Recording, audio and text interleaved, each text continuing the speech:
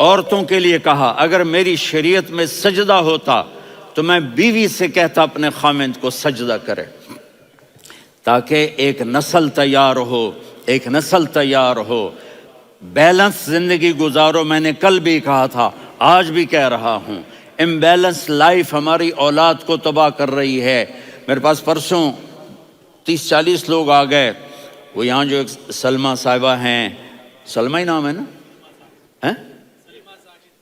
سلمہ زاہد، تو ایک نے کہا جی یہاں ہم اولاد کے بارے میں بڑے پریشان ہیں، کیا کریں، کوئی ہمیں اس کا سلوشن بتائیں۔ میں نے کہا بہت آسان ہے، ماں اپنے بچے کو ٹائم دے، نصیحت کی بات نہیں کر رہا ہوں، ٹائم دے۔ میں نے کل آپ کو شکل بنا کے دکھایا تھا کہ میرے نبی حسن حسین کو کمر پہ بٹھا کے کمرے میں چکر لگاتے ہیں، اتنے بڑے ہستی، اتنے بڑے نبی، اور بچوں کے لیے وقت نکال رہے ہیں اور ان کو لے کر گھوم رہے ہیں۔